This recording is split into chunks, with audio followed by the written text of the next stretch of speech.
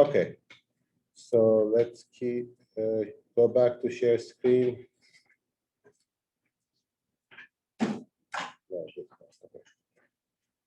So the linguistic transformation was a part of the process of ordering. This is on page 153, 154 that Kate wants to start. Armies, architecture, railways, irrigation projects, production. So to this new realm, I propose to argue from the parallel with writing would appear not only as a realm of meaning, but also as a realm of intentionality, the authority or political certainty. What is it?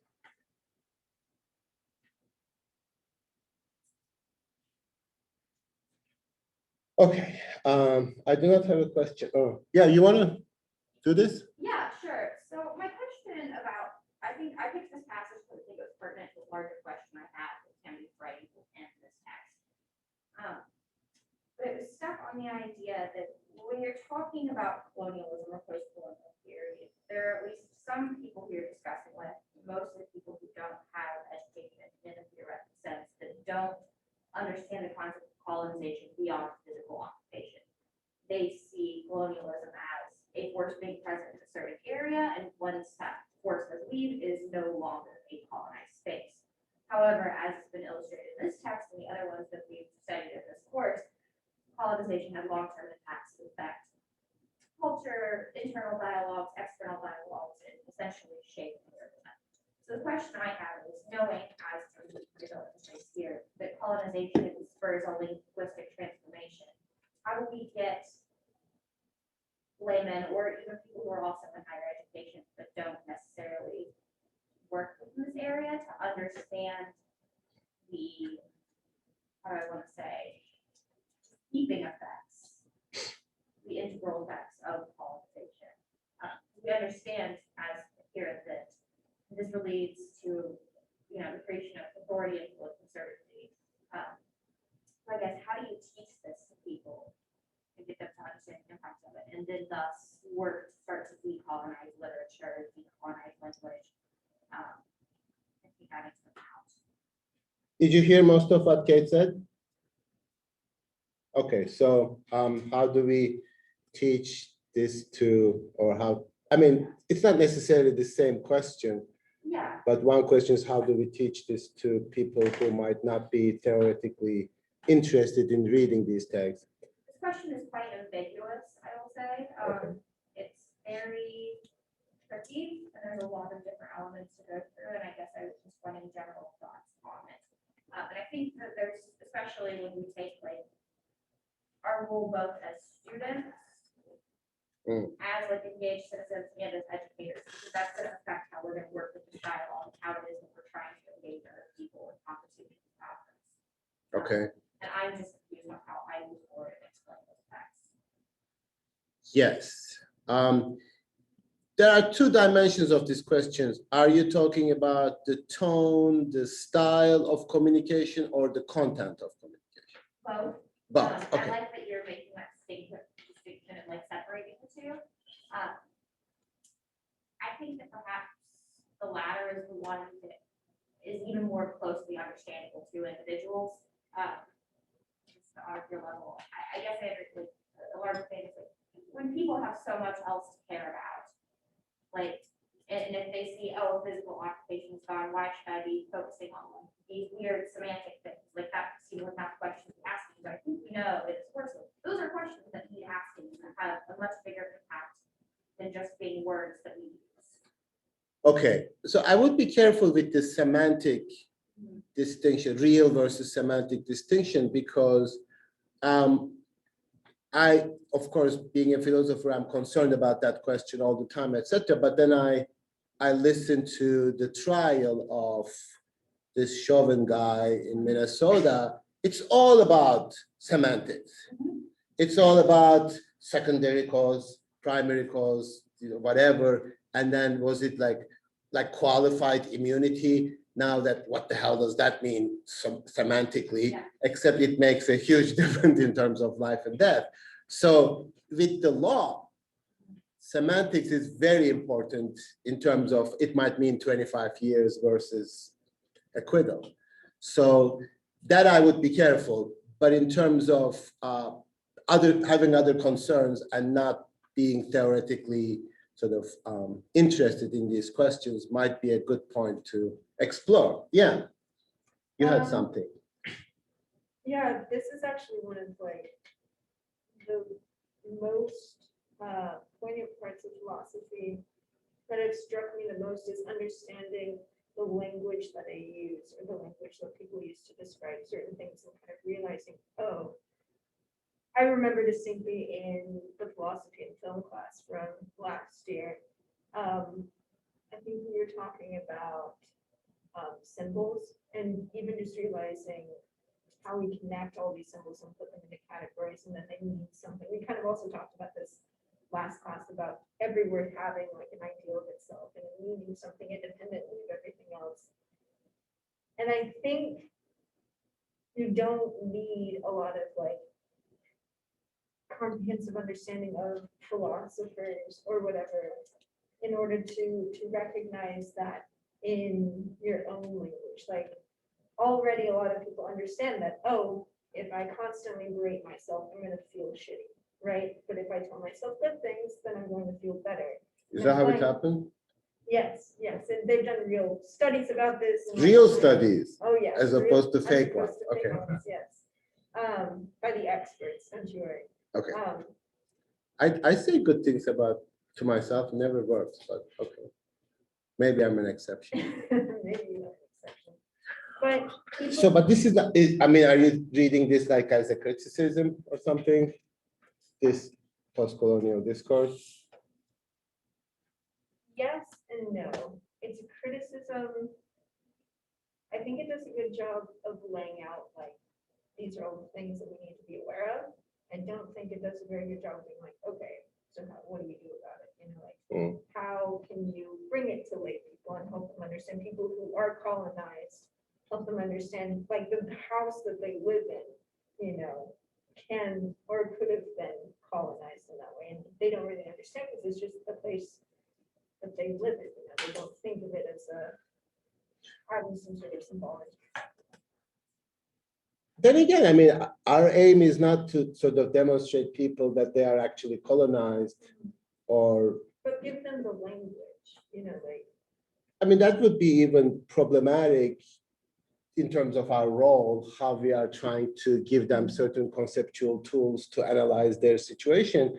I think people have this intuitive understanding maybe of their situation, but then you sort of try to step back from that and try to understand what made that situation possible in the first place. And I think people have, everybody to a certain extent, has a conception of justice, what is right, what is wrong. And sure, usually they formulate it in terms of all the wrongs that are done to them and all the right things that they did to other people. Sure, we have that kind of self-serving articulation of the world, but we also need to really think about what is our audience? Like, who are we really assuming to be listening to us? Like when Kate says, like people who are not interested in theory, people who might not be educated, etc. That really doesn't make them any less capable of understanding this. I mean, that's not what you are meaning, of course, but so the theory is like this, you know, complicated language, and then people don't care or understand. In fact, quite the opposite. It's just that there's a way of doing that. There's a way of executing that, and mostly with respect to questions, because, you know, you can say like, you can start with everyday language. Like, you know, there's an everyday language in the United States that you can be part of and try to ask that question, like, why is it that we have an immigration problem? Like you'll say, well, we're our greatest country in the world, therefore everybody wants to come here. Yeah, well, there are other great countries in the world, and there's a specific reason that people come to this country that are beyond this kind of specific descriptions of you are great, you are not great, etc. So to be able to see how your presence is constituted is not really a theoretical problem. It's a very existential problem. I think everybody can somehow be part of that. and try to understand that. I never really accepted that philosophical language is complicated. I mean, we talk here, we communicate, we understand each other. Yes, some people use jargon, they try to mystify their language, etc., in certain articles, etc. But you can still translate them. So maybe that's what we are really doing. It's a labor of translation to ourselves too. Nolia, and then is there anybody there who you have to raise your hands for me to see you? Okay, like Zoom hand. Okay, yeah. Well, I'm just wondering, because when we're talking about like understanding our own experience, then like I'm thinking about Hegel and identity and labels coming into that, and the idea that like back to when we were talking about like when you think that, oh, I'm shy, and like you're told I'm shy, and then like you live into that. Just like I don't know what like being given the tools to articulate in terms of language, like how you are colonized and how colonization has shaped you. Like what does that do other than just like make us all think, oh, we're colonized, and then like fit into that description. Like I'm just wondering like the connection. Well, what it would do, I hope, be able to distinguish certain acts that make real difference in terms of people's lives, as opposed to symbolic acts of identity construction. That to me might appear to be a minor thing, but I think it's in the context of the United States, this capitalism of symbols is a very important gesture.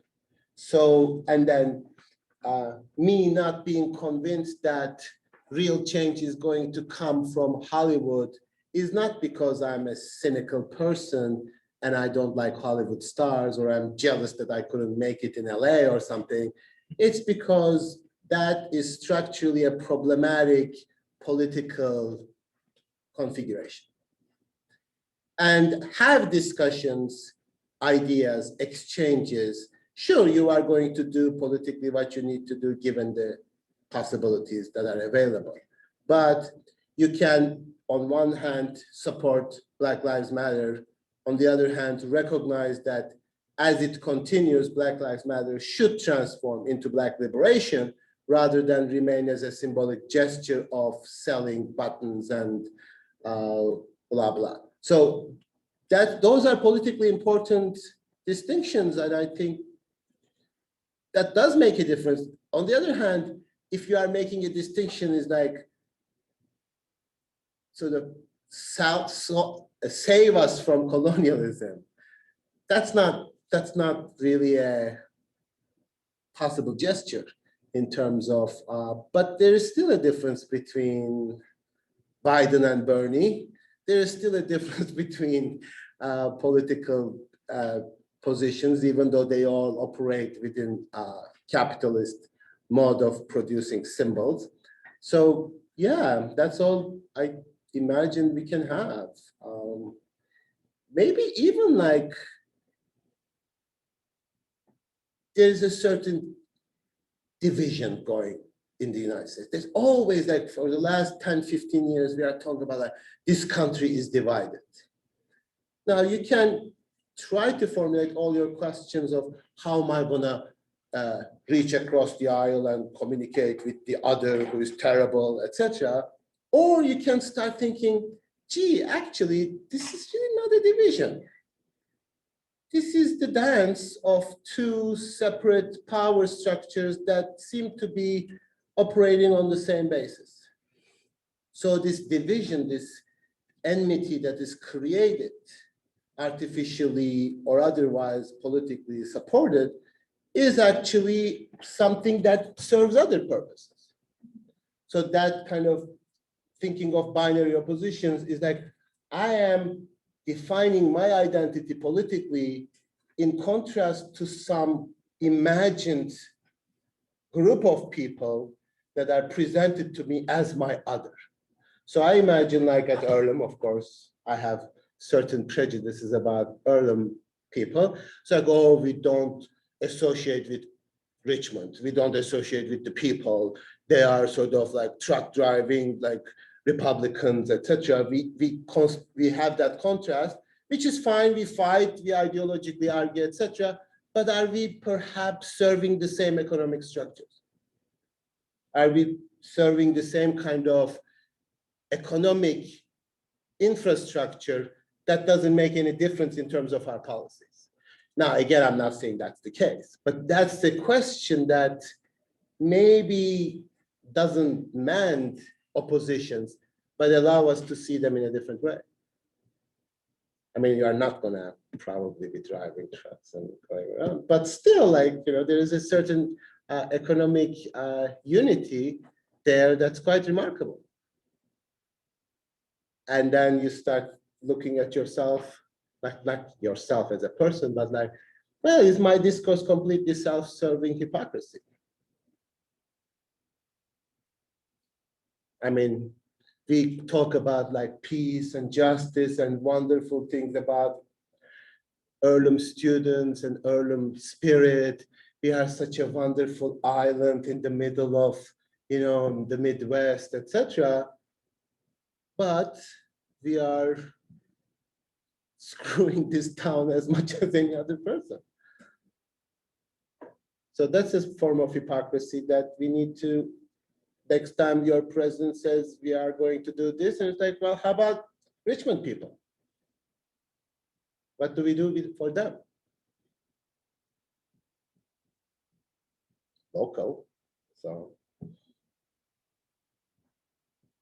again, I'm not like giving you one answer in terms of this is what postcolonial theory will do, but it creates different connections with people that you wouldn't otherwise think if you were just beyond Twitter.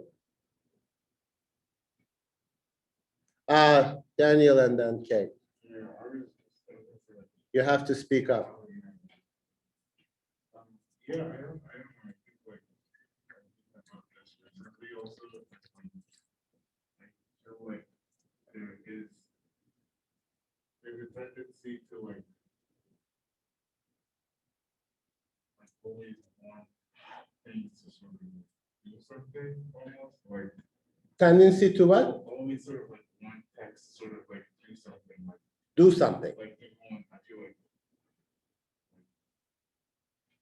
yeah, like the point thing like giving like the framing of this question, I think it's like after this finds like how do I go and apply this? It's always like Mhm. and I think like that question of like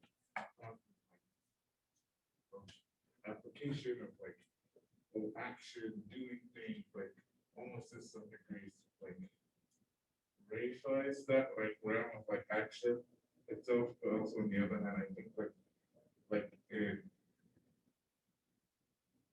the approach sort of undermines, I guess, the process of thinking through like the post-colonial colonial situation to the degree where like one is only where one only engages with it insofar as they can like get like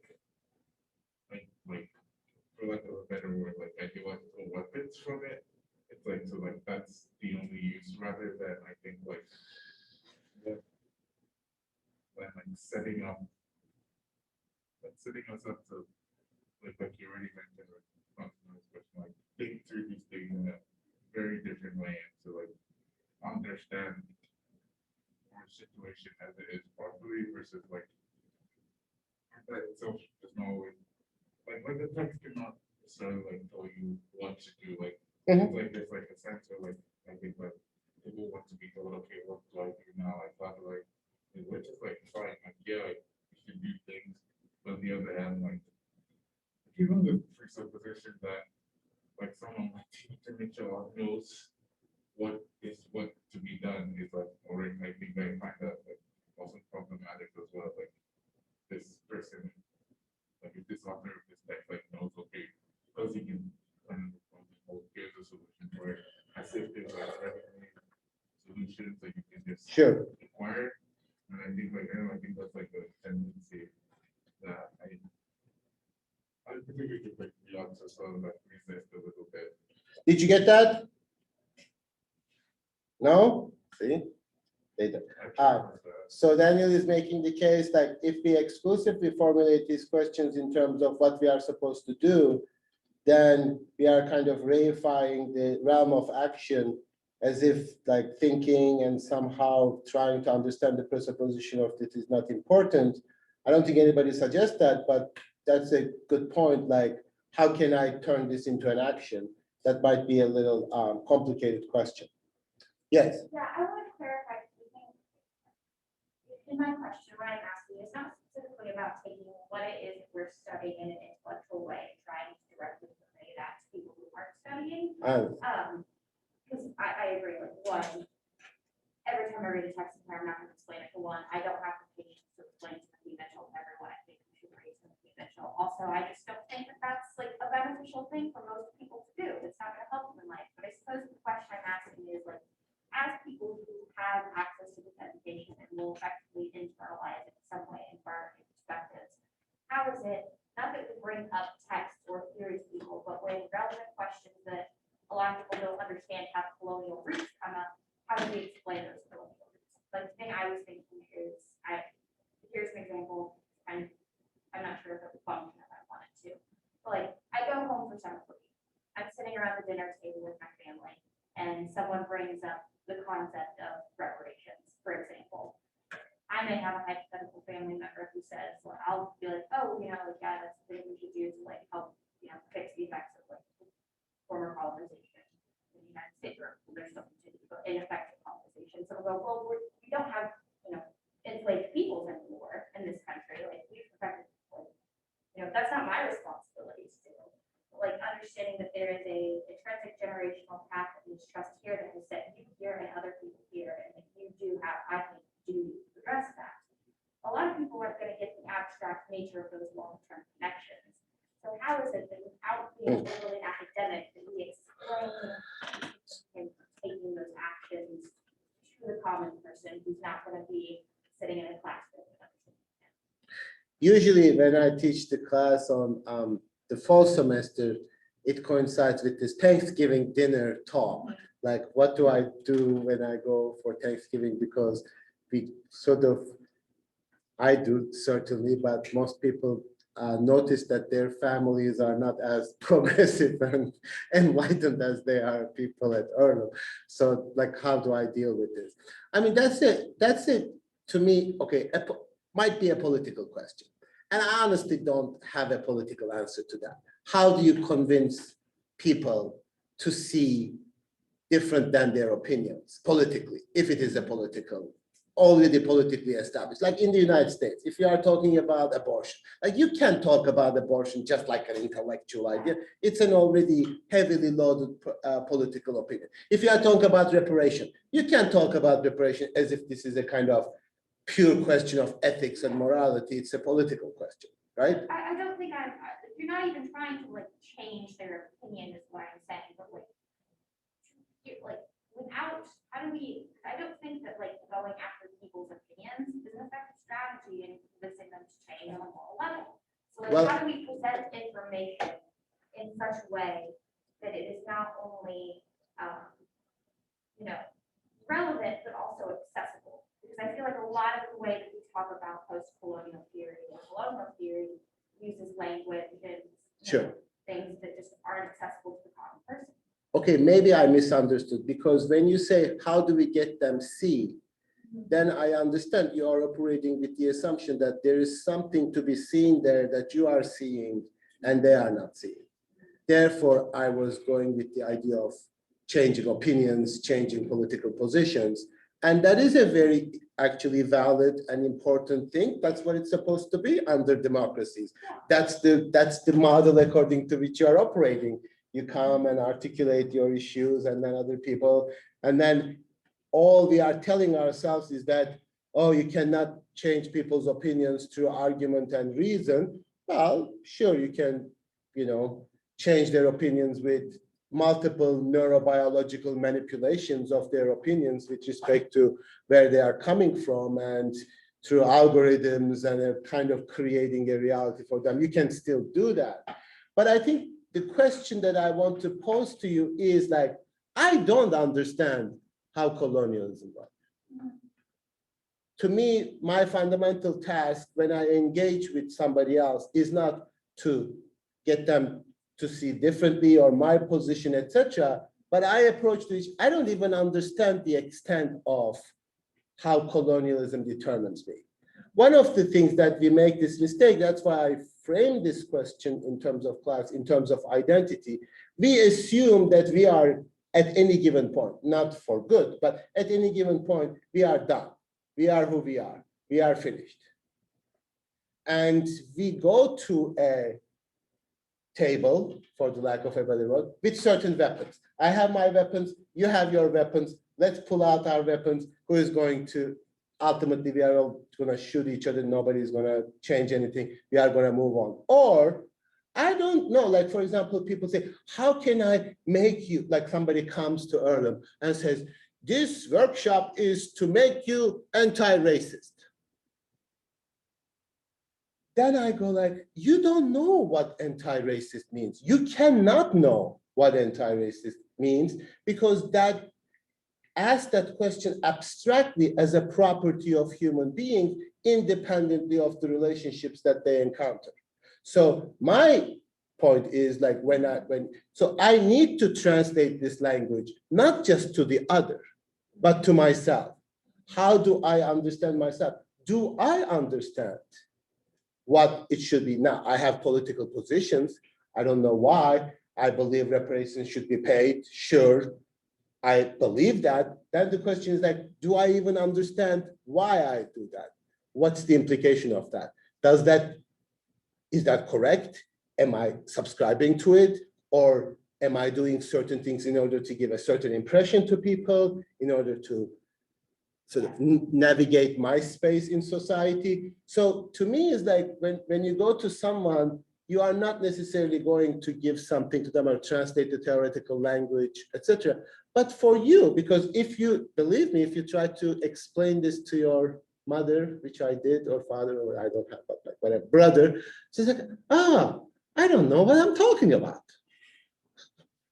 I have no clue what I was saying. Because when I am confronted with this person and trying to explain to this person, I miserably fail. I have no language to articulate this to someone other than who already thinks like me or have read the same books by me. So to me, it's like that's like an existential state, like not to be confident in my position and knowledge of what I'm talking about. Because then I'm talking like a sort of progressive liberal who believes to be superior to the other people.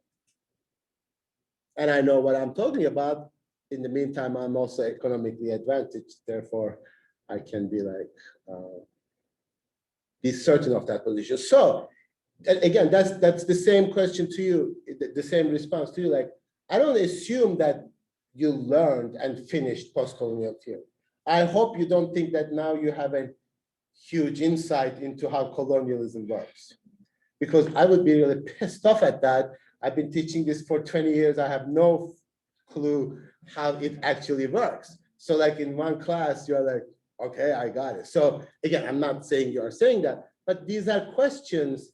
Education is always a kind of de-education, like not assuming certain things that you think you know, that they were correct, because then you're always setting yourself up as the sort of authority for you, authority for the situation, etc.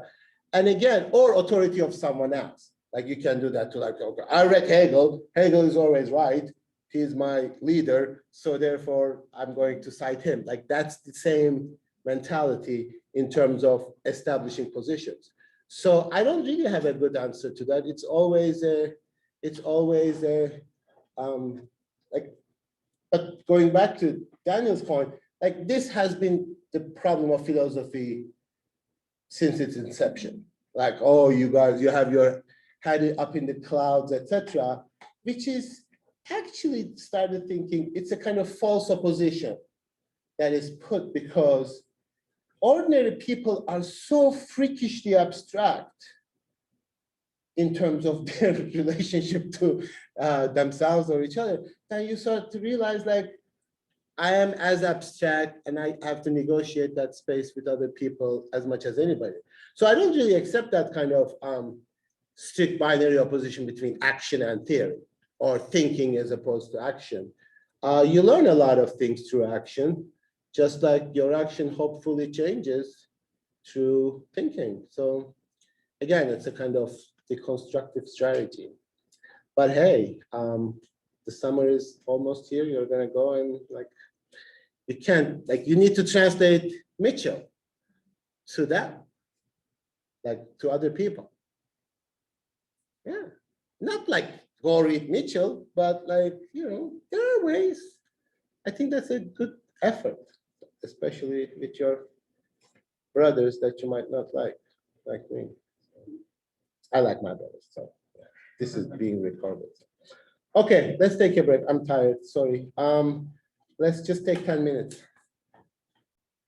So I just asked the question of which, like how language is initially like teaching your language. That actually is a pretty good colonial structure. And, you know, in terms of your question, whether it's evil or not, it's not. It's not simply one or the other, in the sense that you speaking my language could be considered me teaching you my language, hence a form of education. Now, education also has this double-edged sword in the sense that I'm educating you, which means you are going to operate according to my presuppositions, and you are always going to be at my mercy in one form or another because I'm the master, you are the one who is learning this language. So that's one aspect. Now, here it seems like Mitchell is making an additional argument that the way in which European, like the structure of European language developed and understood, and the way in which meaning itself is understood in Europe contributed to the construction of colonialism in a certain way. That's a more complicated argument, more sort of structural argument. It's not just like I teach you your language and then I colonize you, which is the case, but also the way in which I understand language allows me to establish a certain power. And that is more in terms of how meaning is understood in modern European languages. And that is the increasing separation from the author. Now, with the linguistic term, we always use the term meaning in this complicated way. We say like, what's your meaning? Understood, misunderstood. I think that was your question. Was it your question? Who asked that question about misunderstanding and understanding? Was that you, Masha? Yeah. Okay, so like, what does it even mean to misunderstand somebody? Now you can, like, if you say to somebody, you misunderstand me, no, I don't misunderstand you. I understood the words that you said. It's just that maybe I don't understand your intention, what you meant, what you tried to say, but you use those words. I understood what you are saying. I didn't misunderstand you in the sense that I didn't think that you were speaking German while you were speaking English or something like that. It's just that meaning is what we subjectively think we put into words. But what happens with structuralism in Europe and the structure of language is that meaning is really not created by individuals as much as the relationship between signifiers. So Ferdinand de Saussure makes that claim in structuralism that signifiers gain their meanings, not some transcendental meaning, but from their relationship of identity and difference from each other. So every signifier, like whenever you say, what is justice? Well, justice is fair. What is fair? Fair is that. So you are always pushed into this chain of signification in order to situate any given word or signifier within a structure. Now, this is the way in which colonial imagination also works, ironically. Namely, everything in society has a place and is in relation to the others. Hence, society reflects an ideal society, a meaning, what it means to be correct way of existing. And that's a very important fundamental underlying assumption of colonialism. My way of being, my way of organizing life, my way of existing in the world is not just modern, more powerful, etc., but it is correct. And this is the ingratiation of scientific discourse within colonial power. Namely, your way of existing is no longer possible, acceptable, it's incorrect because the correctness of something and the truth of something is historically revealed. When you are disappearing historically, that means you are wrong. Your way of existing is not correct. Therefore, we look at traditional ways of existing as incorrect, not the proper way of existing in the world. And that correctness is both proper, acceptable, powerful, etc., but also scientifically, because you have false beliefs. Those false beliefs need to be eradicated. And that's how we, like not we, but the Europeans understand their history in the sense that enlightenment, which means we were in the dark. It was dark in the past. We were living in darkness, just like some other cultures live in the darkness now. Now, what happens, of course, this couples with an economic and military power. Then Egyptians believe that too. Egyptians believe that their destiny is to be like Europeans or disappear. Now, self-colonization or fulfilling the premises of colonization becomes the precondition of survival. And today you see that like every sort of colonized group formulates the problem in terms of how to catch up with the movement of civilization, how to advance, how to get richer, how to get better, etc. And again, this is not a criticism. This is not, oh, you should stop doing that, etc. But that's a reality that is created. And that's what we need to see in terms of colonization, in terms of self-colonization or accepting the fundamental aspects of colonization. Because if you say, well, that's quite normal, then what you are saying, which is okay, but you are saying colonization was a normal phenomenon too. Because this is where we find ourselves in terms of certain presuppositions. I think that was Nolia's question. Maybe like, is it possible to exist outside of this colonial structure? Probably not. I think therefore I formulate the question in terms of the future.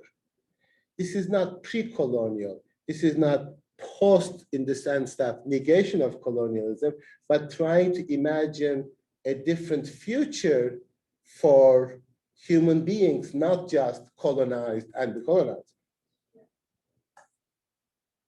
That distinction, like, oh, not only colonized will be post-colonial, the colonizer needs to be post-colonial if it means anything. But linguistically, that really doesn't give us any other than theoretical kind of semantic kind of solution.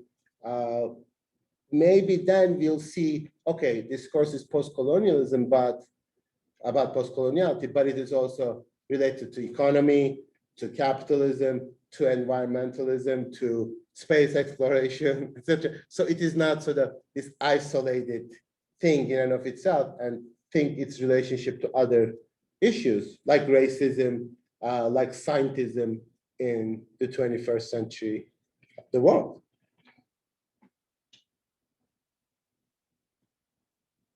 Does that make sense over there? You are listening quietly without, yes, bless it. So like going back to what you said about not being able to escape this colonial structure, wouldn't like any thought that comes from a world in which we already had the colonial structure still play into the thing. So then my question is then like what's the point? What's like if there's like it's not possible to come up with the solution, what's the point of trying to, if that makes sense? Like why even attempt to? Well, if I made that point clear, I'm not really sure I made clear. I guess like maybe this is a little bit simplistic, but that there's a certain radical questions of justice, inequality, unfairness in the world as it exists today. You can say, why do we raise these questions? Like if I were to say to you, well, people have always been racist. If we are not going to get rid of racism, why do we even bother? I guess the reason we do is we look at the world and see some fundamental problems with it and fundamental injustices and unfairness, and we respond to that. Now, again, we are not being self-righteous and saying that we know the solution or something like that, but there is some fundamental disagreement with the being of the world today. And that comes from many different corners. And there's a certain ethical injunction to be happy, to enjoy, to celebrate life, and in the name of hope and goodness and love. And you are maybe find that despicable. I do, precisely because it really looks at something that is fundamentally problematic and calls it wonderful. So what do we do? I mean, I don't know. Like that's maybe kind of a human response to negativity, namely, and I don't want to cast myself as like either I'm going to undermine colonialism or I'm an abject failure. Like that is setting up the issue very sort of abstractly. When you see a problem, people having economic exploitation problems, you respond to it. That's as simple as that. I don't know what to tell you. I don't know, maybe I do actually. I mean, I don't want you to be like that. I don't know, like I don't want anybody to be like that in the sense of, oh, life is wonderful, everything is great. It's like, shut up. Like, because you are looking at a particular configuration of things, and don't be so pessimistic. Don't be so cynical. I mean, I can't stand those people who say those things. Precisely because they feel like everybody should be as happy as they are by exploiting other people. And also, like, we are also going to destroy our planet, which is also like, I don't even know why it's our planet, but there's also that issue, and that is related to movement of capitalism, which capitalism is inherently colonial in its fundamental manifestation.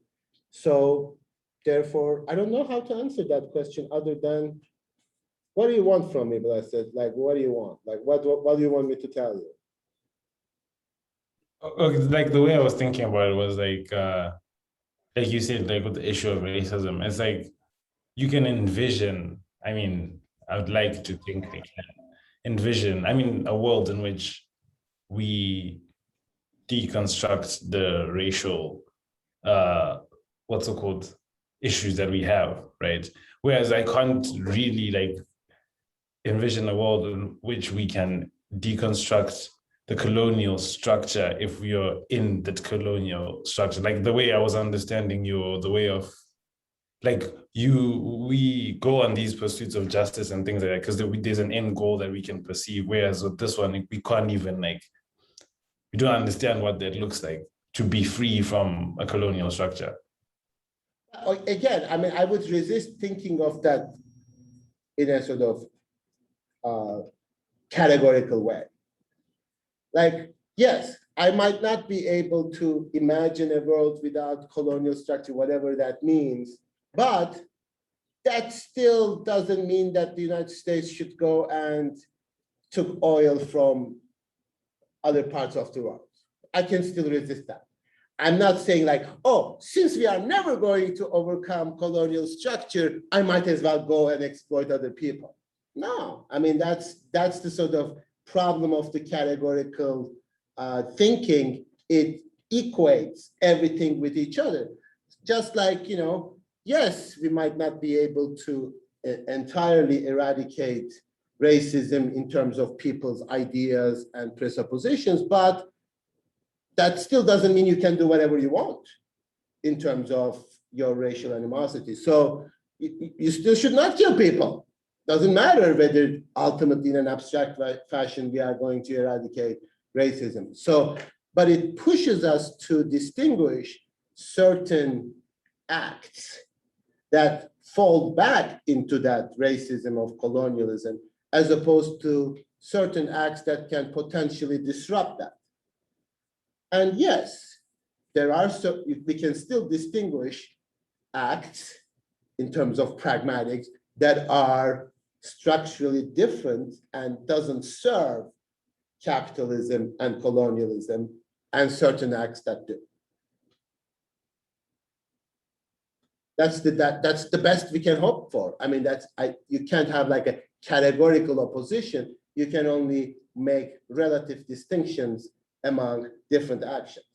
So if somebody sort of uses anti-racist discourse in order to promote more racism, then you can call it out, as opposed to someone who is making economic changes that really transform the structure that we are living in. So like, you can say that, oh, like Africa is colonized. Oh, we are so terrible. We colonized Africa. Therefore, I'm going to bring some African artists and I'm going to give them some voice in my art, museum or something like that, as opposed to United Nations doing away with all the national debt so that people can use their own freaking resources. That's an important difference. Just because one may not entirely eradicate colonialism, one is still much more significant than the other. So this is a real structural change as opposed to symbolic gestures of self-satisfaction. So that's all I can hope for, really. I can't like have some categorically either failure or success. It's always relative to the situation and it's different in different contexts. So don't be sort of too eventualist. Don't be too sort of hyperbolic in the sense that, oh, if I can't do this gigantic thing, I should not do anything. That's all I can say.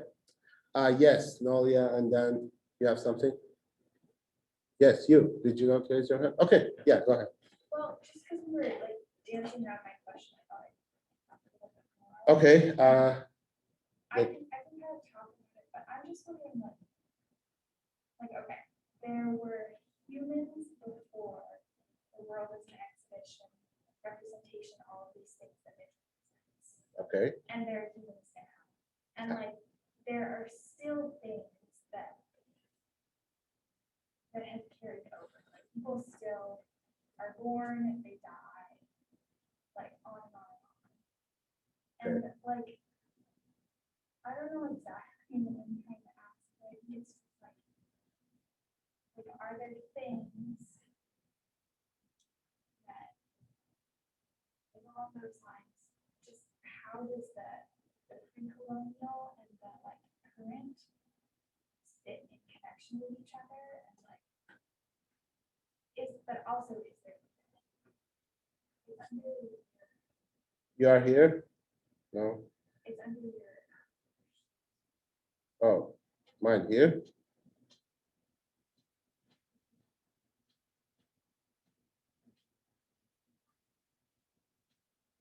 Yeah. So are you asking like Okay, I think I understand it. Like maybe this explanation is so powerful that we suggest with Timothy Mitchell that you are seeing it as totalizing. And you don't really see any meaningful distinction between colonialism and non-colonialism. Yeah, I know. Like how it works so well, it becomes so overwhelming, it becomes such a great explanation, then you can't really make a distinction. Is Yeah, that the problem? I think so, in that like especially when Mitchell writes about like education, all these things like produce individuals, like everything we do in a way can connect back to these ways of existing and this. Okay, good question. Okay. And so like I know that like I am a human and that a human existed that looks somewhat like me, but like also in the same way, and I just like, I don't know. I think I understand. Uyan, do you want to add something? I don't know if I have a similar questions, but somehow her questions kind of were like, this my question is more about, so Mitchell kind of portray, at least from my interpretation, that colonization happens is like separate from what happened before. But then there's evidence of it like creating meaning out of real things or having a moral character that is actually exists before that, like with Greek gods, there's like these like worshiping, I don't know, I'm just making assumptions, or with meaning, it's like we make meaning out of things before to try to explain things, and that now it's like superstition, we shouldn't do that, but I just, to me, how I interpret Mitchell's colonizing, How what?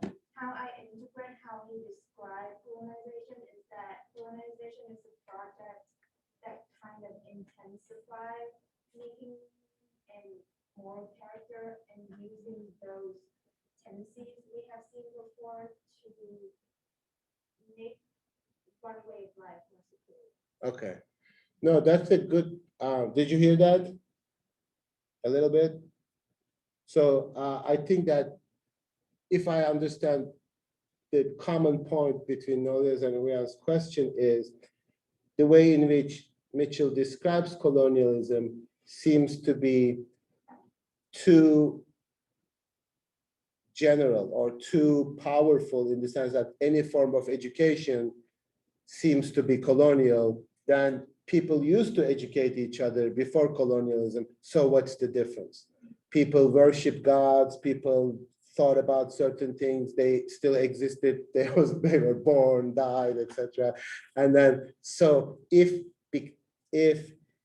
colonialism or the power to colonize becomes such an overwhelming good explanation, then what is left? And how can we imagine otherwise? And Uyan's emphasis is that didn't colonialism maybe intensify certain tendencies that already existed in a pre-colonial period?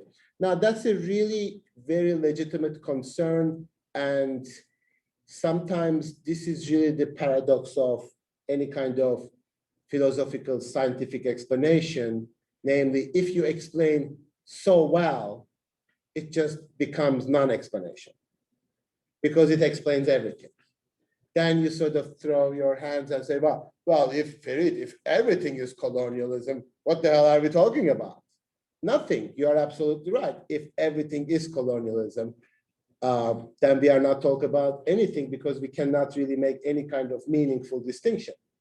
And that's a very legitimate concern. But let's start with education.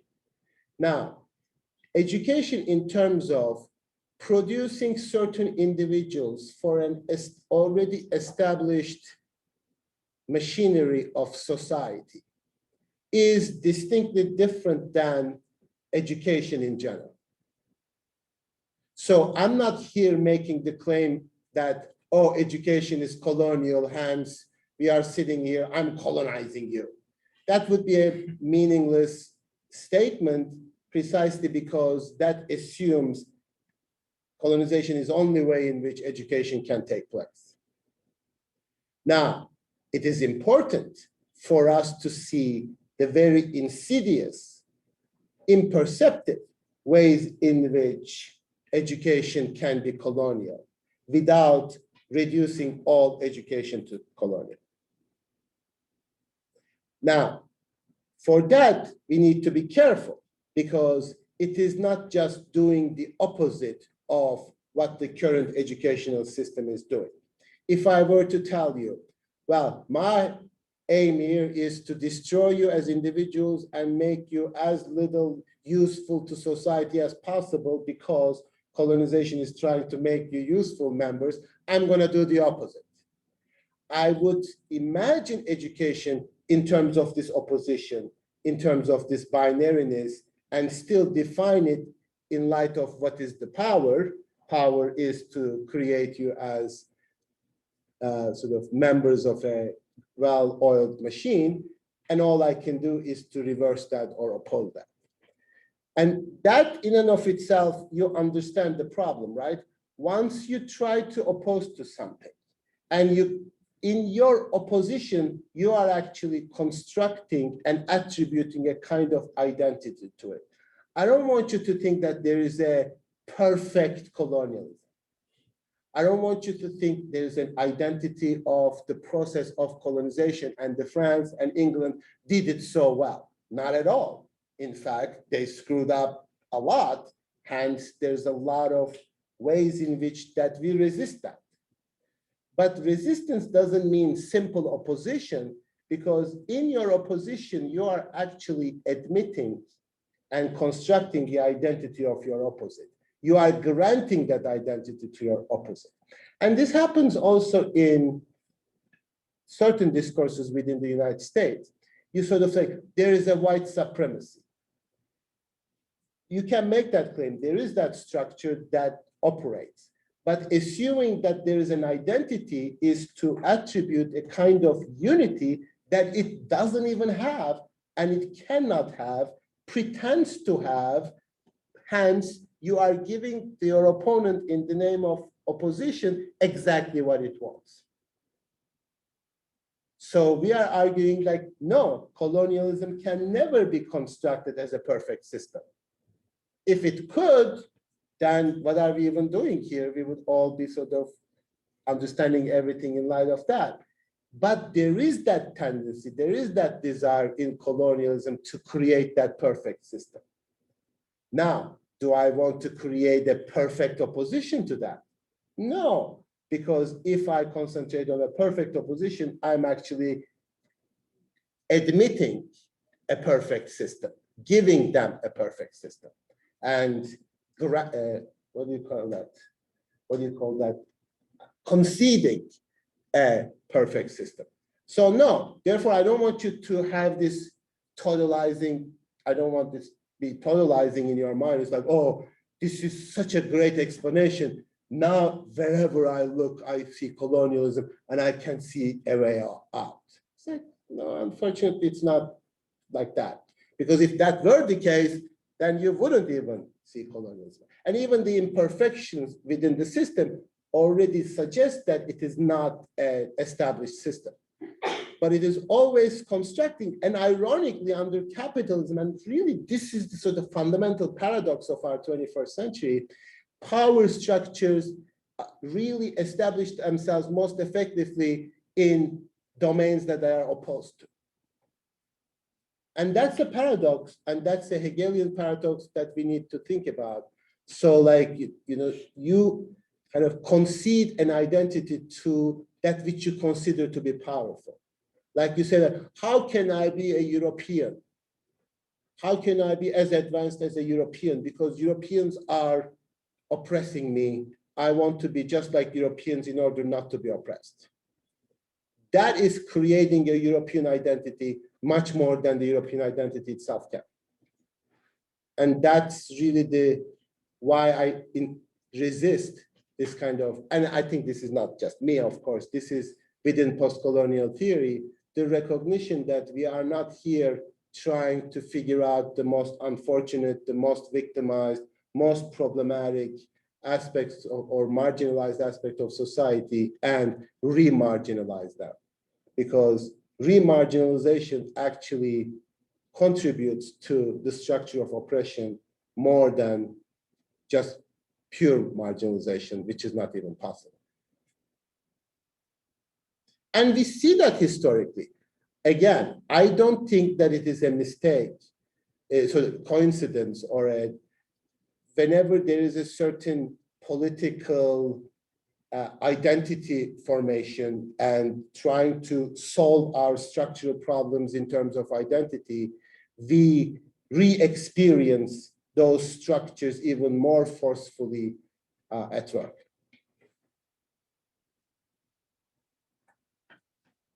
So while we think that Kamala Harris is going to solve the problems of injustice in the United States, in fact, it's not. I mean, I'm not saying it's going to make it worse, but it's definitely not going to make it better.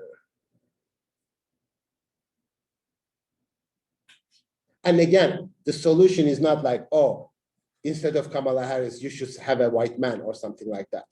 The question here is that that mere identity is not a structural trope.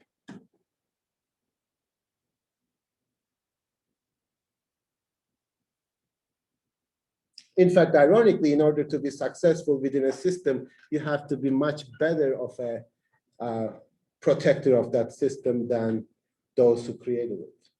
And you see that in like colonized countries. People who are in political power in colonized countries are actually much brutally colonizers than, well, I don't say much brutal, at least like, okay. I don't know whether you can make a comparison. At least they are serving the interest of the colonizing principle. Even though they will just yell and scream at Europeans, they would do equally worse things to their people.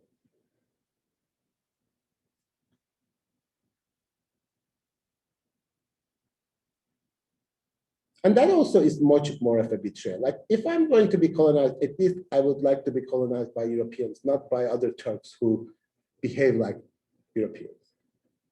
But that's just me. Does that make sense? So please don't like, this is a good book and explains a lot, but definitely doesn't explain everything at all.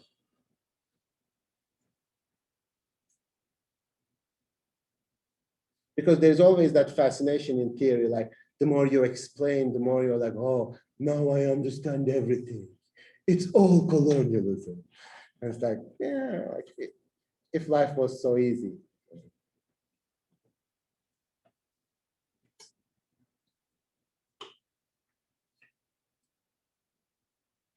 So to make the analogy with respect to language, you kind of attribute a kind of perfect structure to European languages by trying to dismantle them. It's like, oh, since I'm speaking English, I'm always speaking like an English person, blah, blah. No, that even English language, as marvelous and rich, as wonderful as it is, it has a perfectly imperfect and pretty stupid structure. Even German, which appears to be even more kind of structured in that sense, it's like full of contradictions and doesn't even have a unity. And we do make that assumption. I mean, we do too. Like, you know, whenever we sort of nativize language, we say like, oh, English is speaking in England. But no, English doesn't have an identity that is even conceivable to the English. It is speaking differently and equally validly everywhere.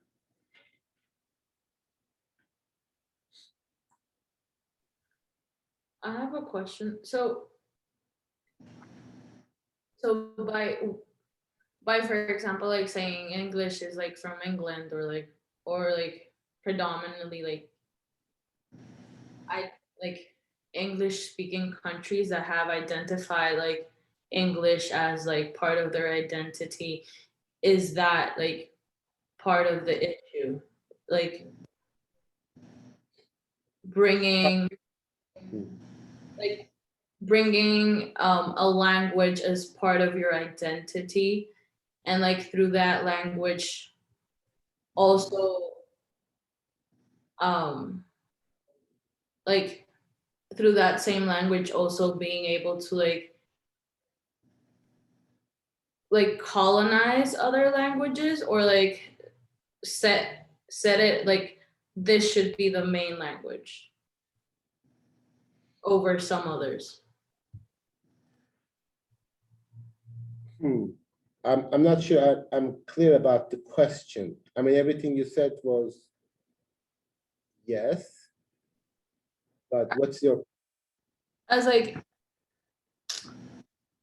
the problem of like bringing language tied together to like an identity, is it like, is that part of like, I'm just like I kind of got lost when you were talking about like language, but also like how like you preferred like a European to colonize you instead of a Turkish thinking that is European, and like how can that relate? Because is it comes from the sense of like Turkish, for example, like this is like super hypothetical, like but like Turkish using the English language to colonize other Turkish under that same language. okay, maybe I misspoke there. I wasn't really directly making a reference to language there.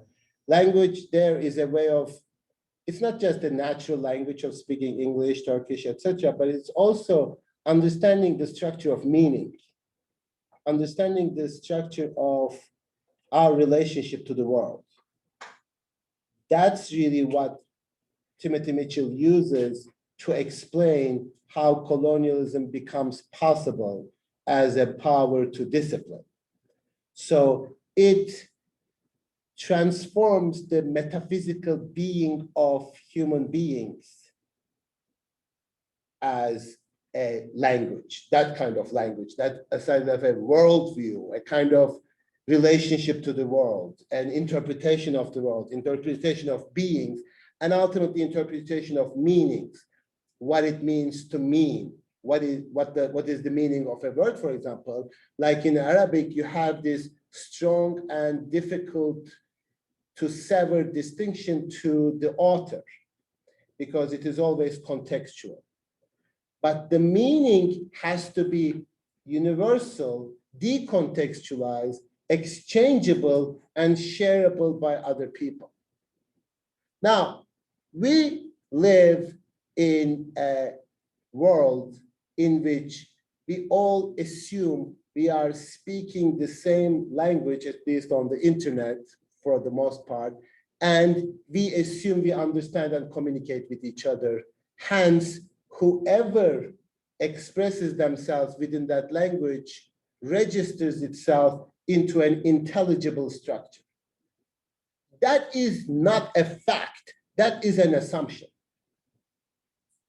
When you update your status, you assume it participates within the same universal structure as English language, that if somebody from Papua New Guinea or Indonesia updates their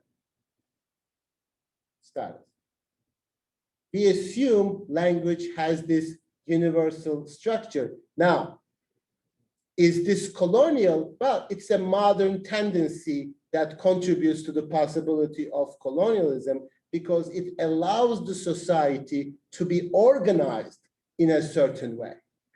Now, you take this for granted. You say, of course, it's English. It's one everywhere. But the assumption you are making is everybody speak within the same exchangeable transactional language, medium. Now, this is important to recognize about ourselves. I'm not saying like, let's get rid of it or not make this assumption, etc., but see what it is. I'm not saying it's wrong. I'm not saying it's like, should not be done, etc. I'm saying like, how was that made possible wherein that first of all, you assume that there's a standard, like in every language now we assume there's a standard.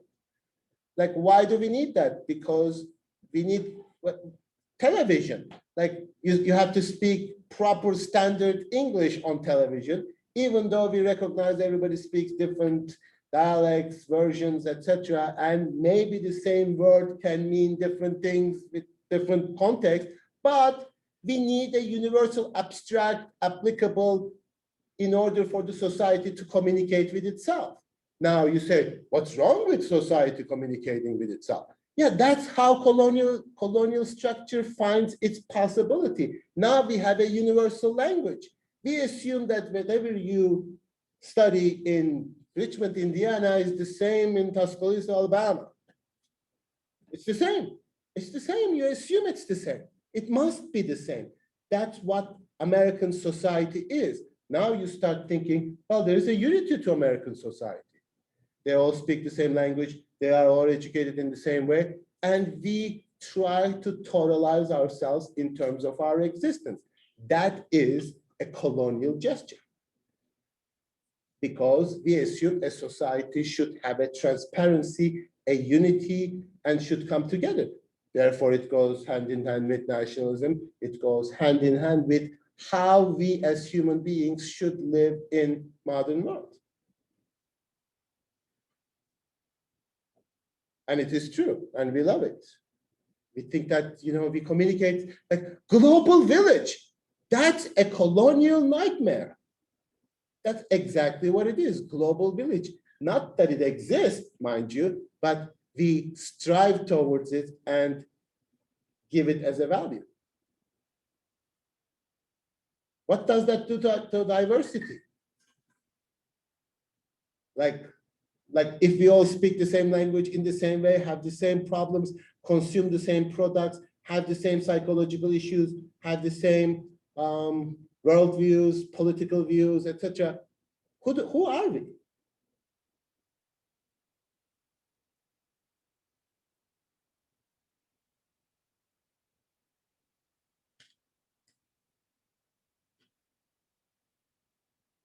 So it's easy to sort of, as I did, I'm sorry, Claudia, I misled you probably.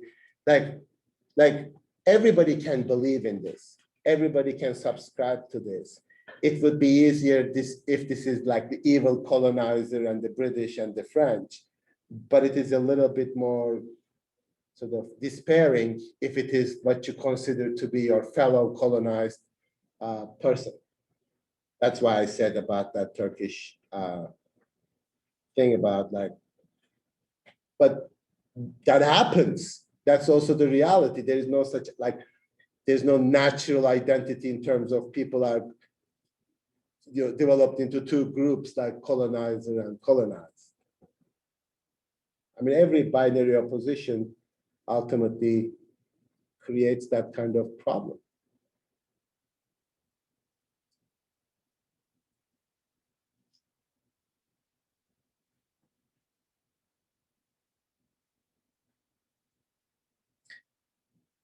But one thing that I hear in your questions is like this very interesting point that Nolia made, like maybe you should also ask this question, like it is not only means the same thing to be human being, what a human being is in the 21st century as it was in 15th century. Maybe we are not even the same creatures, because the more I teach, the more I'm at Earlham, I talk about this, Kevin, like we have different beings. I mean, I'm sure we are all human beings, but you and I have different beings.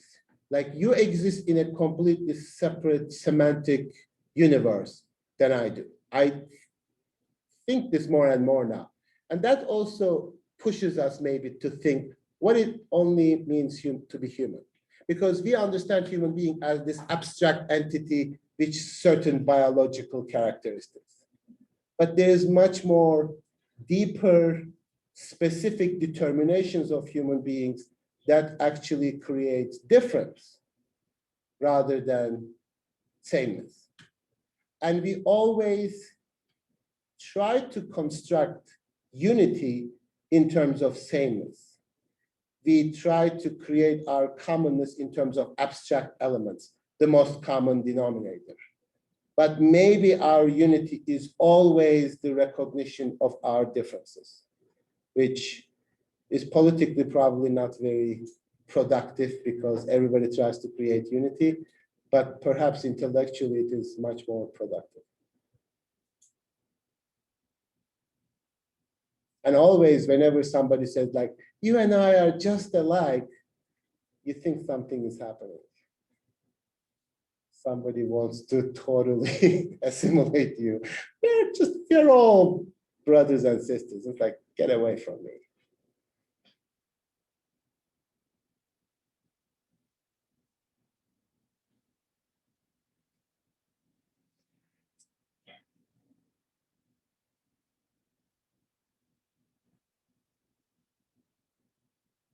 I'm looking at your questions. Anybody wants to go ahead? Yeah, You? yeah, can I go? You can go. Let me find the share screen. Where are you? I just like post it separately. Are you down or up? Not here. Not here? Yeah, like on the different. Oh, under different? Yeah. Okay.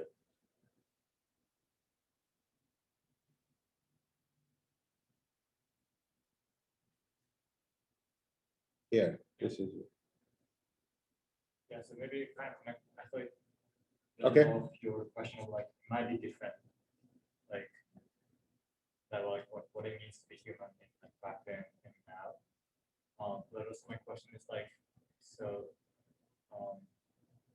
before the like pre-colonial time, like the living body was an image that expressed an order of things that was given the nature of human existence, from which could be deduced how the social world should be arranged. And then after the colonialism, the body is no longer something composed of social groups, forming its various limbs and organs. It exists apart from people themselves as a sort of machinery.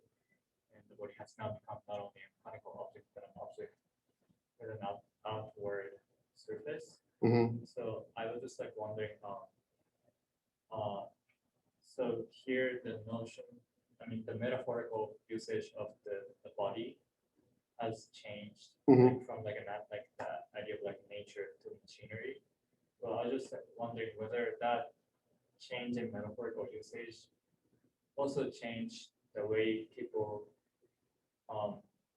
conceive the body in a somatic ways. Like, because like Okay. Good question. as Mitchell said, like they didn't have the idea of like inside and outside the body, but like now it has like surface. So maybe if we go with the quote from 155, the living body was an image that expressed an order of things that was given in the nature of human existence, from which could be deduced how the social world would be arranged. So this is pre-colonial. I think it was.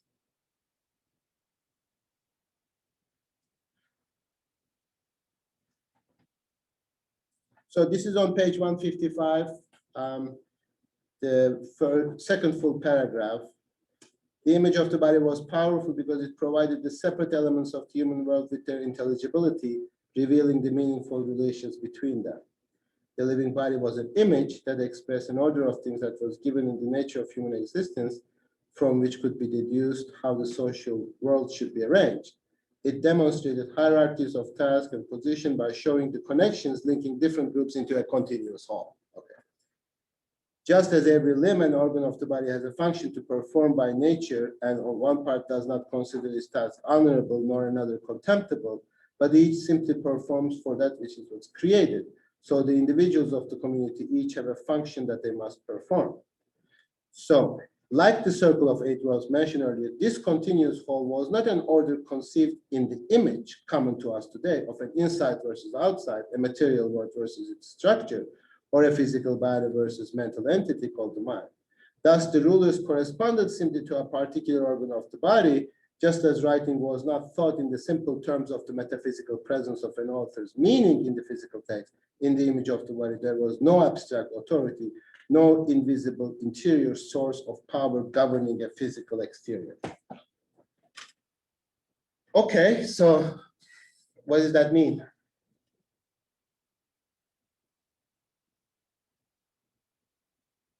How what? Oh, no, go ahead. I don't have anything. Anybody over there?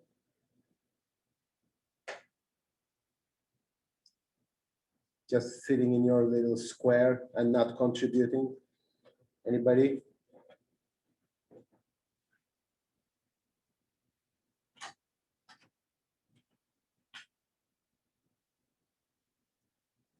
How does the conception of society change? What changed in our understanding of our relationship to each other? I think this is where capitalism, What's that? I think this is where capitalism comes into play quite a bit. But even without going into capitalism, even the possibility of capitalism, the way in which it was articulated today, emerged. I think, so I think there is a desire for everybody to be unique, you know, to be something separate from everything.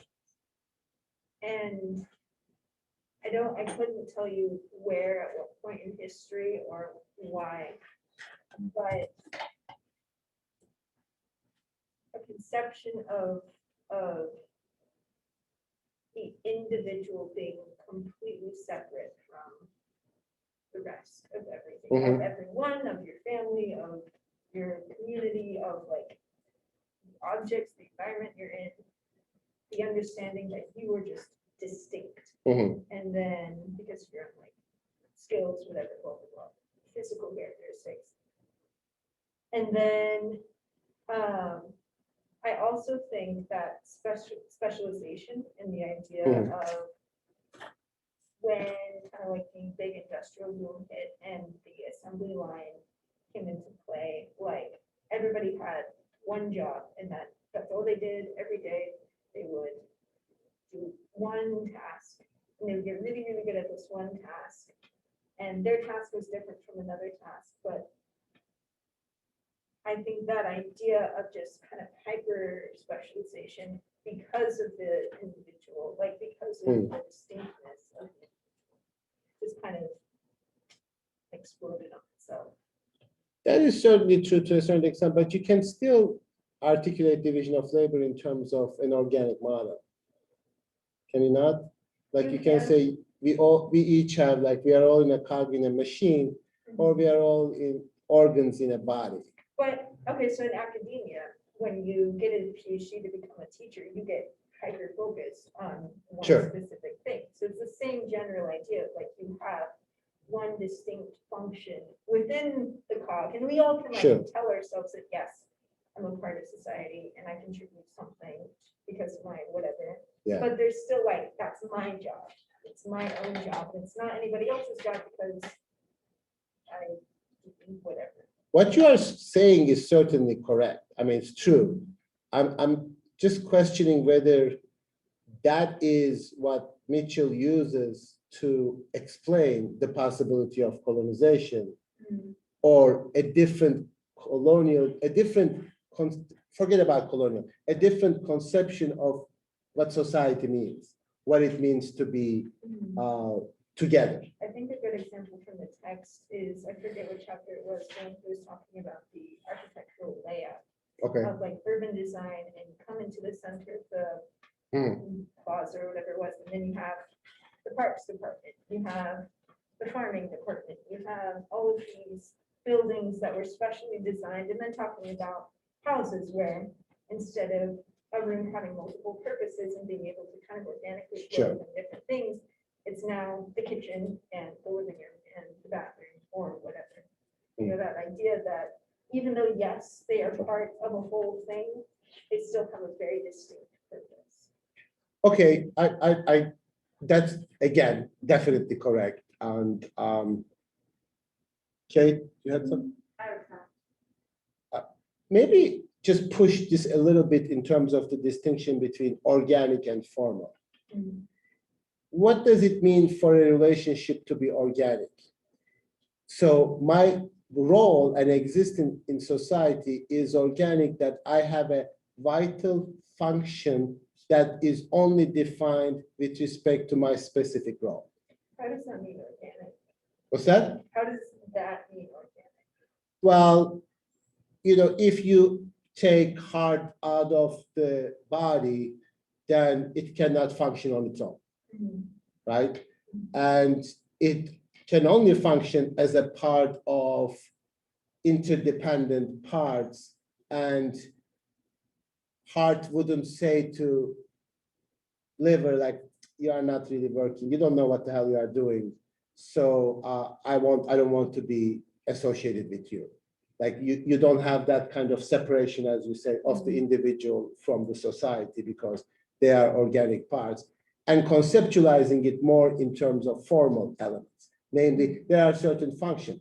Take the heart, put something else, it will still do that function. So it is really an abstraction, formalization that is at work in society. So you are not Esther who is doing this or that job. You are just the PhD, as you say, fulfilling a function just as anybody else can fulfill that function. But what is also happening in our relationship, and I don't know whether you think about this, but you think that in society, there are relationships that need to be evaluated in terms of their comparison to an ideal. Like, I don't think that in an organic society it's even possible to conceptualize an ideal love relationship. Today, what we do, you will take a point, you will take a survey, how much do we fit, do we even are compatible with each other? We are really trying to understand our relationship in terms of a formal ideal that we are trying to approximate. And we start saying, like, there are healthy relationships and unhealthy relationships. So that's not even possible within an organic body. I mean, what does it mean, like unhealthy relationship? Then the society dies. Like, it's not like, but here we are thinking about more sort of this mind-body distinction, and the society is the bodily manifestation of a more mind-related truth. So I don't know whether you experience that, but like there are ways of being correct in this society. Your existence now must be evaluated whether it's correct or incorrect compared to an ideal. That's what he's trying to get at in terms of this notion of the plan and perfect machinery. Are we functioning properly? Are we functioning in terms of our approximation to an ideal society? And then we idealize our relationships too, that we sort of look at each other in terms of like, what functions do you fulfill for me? What functions do I fulfill for you? And whether that's appropriate. And if you say certain things, if you behave certain way, then you are not acting properly. So then there is this notion that there is a correct way of being, correct way of existing, and that needs to be evaluated in terms of what society needs. An ideal society is a perfectly functioning society in which all people act in formally acceptable ways. So you will not look at me as Ferit Güven, my professor in class, etc. It's like you are a college professor. You have to act, behave in a certain way, speak in a certain way. And if you do, you are failing to fit into an ideal. Now, of course, we all fail into fitting an ideal, but that's how we evaluate ourselves. And that allows the possibility of you looking at yourself today and seeing yourself as a product. Am I good enough? Do I have marketability? Am I brand worthy? Can I sell myself? Can I? And this is no coincidence that this happens in the 21st century capitalist societies. This is something that has been developing for centuries, and it's important to see what kind of metaphysical presuppositions must be fulfilled for you to be in this very concrete place, like when you are in high school, you are trying to create yourself as an image, as an ideal, and like image like false, but image, like exhibit, like you apply to colleges, you apply to graduate schools, you apply. This is how we exist today, because you can be correct. You must be correct. At least you must approximate to that correction, the correct image, the what. And that's what we understand societies too. Then we say American society, it's not corrupt, it's healthy, it's wonderful, it is great. Well, of course, it has problems, but we are approximating to that ideal. And other societies are not. They need to be fixed. And they look at themselves and they say, there's something wrong with us. But then you're sort of thinking like, I'm just here, like breathing, giving birth and dying, right? It's like, why should this be correct or incorrect? Why should there be a correct way of doing this? I'm just doing it. Why should I be obsessed about doing it properly by approximating to an ideal? To the extent that you cannot even tolerate your own self-image if you fail to fit into that. And it's like, oh, I'm such a terrible person. I'm such a loser. I'm such a blah, blah. And this is the way in which we understand ourselves. Like, who do you want to be? Like, what is this ideal that you want to be? And of course, there is not one ideal, but even the very notion of ideality, like I should be in a certain way. Now, individually, we live in this society and do these things, and I hope you will do it less from now on, obviously. But as a society, we also feel like, oh, we don't have enough blah, blah. We don't have enough blah, blah. We need to fix ourselves. Your existence is now unacceptable. And that's what it means to be colonized for a lot of people, like because of your nationality, because of your ethnicity, because of your race, because of your gender, because of many things, you consider yourself unacceptable.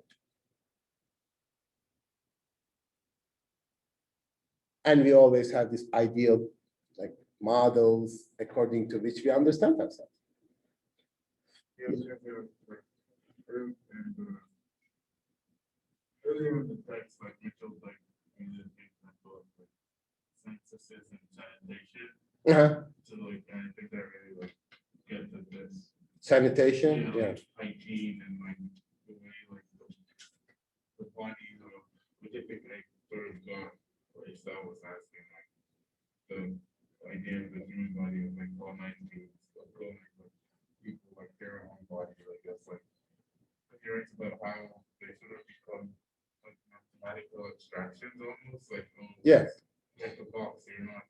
And so in that process there is then after following that you can now regulate them and then the people start to self-regulate vis-a-vis like hygiene almost. And then yeah, I just thought that was like a good example.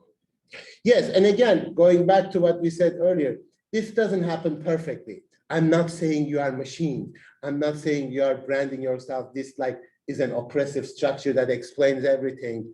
There are ways in which we can resist this structure, just like, you know, that was Nolia and Rian's issue with resisting colonialism. This is not a perfect system. We can't even understand it as such yet. So this is not something that like is inescapable or, but we look at a society and it is true that, you know, we say like, oh, there should be easy communication. There should be easy transportation.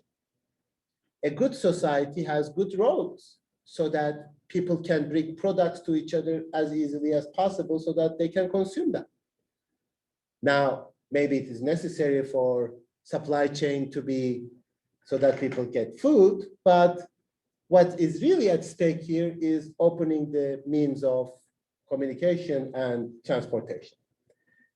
The way you live is unacceptable. The way in which your architecture is unacceptable. You don't have enough roads. You don't have enough perpendicular, you know, avenues. And his point is that these are not just like criticism, these are things that are done in colonies specifically for these purposes. So like you are just like going to some random school. No, this can't happen. You all have to go to the same school. You have to be educated in a certain way. It has to be controlled from a center. The Ministry of Education has to decide this. Because why? Why? Because a society is a healthy machine. It has to function well. And you are not functioning well. And you saw that in the movie, The Battle of Algiers, the contrast between the French quarters and the way in which it is architecturally organized, as opposed to Kashgar, is like, but you can hide there. Like you can move from one to another and you are not exposed to like light and power. And every time that we think of that, like sort of a, I'm not saying you are doing this all the time, but these are the moments that are critical importance in making certain decisions. Like, you know, you sort of say, like, if I don't behave this way, I'm not fulfilling that image of a human being. Now you can say, well, wasn't that always the case? Now I'm anticipating your question. Like, didn't human beings try to be? Sure, but you were a created being in the image of God. As a, I'm a peasant, that's what I do. I don't have to be a better peasant. I don't have to be more productive. I don't have to be, so of course I would like to make money, sure, but I don't have to organize my existence in terms of these abstract expectations and categories.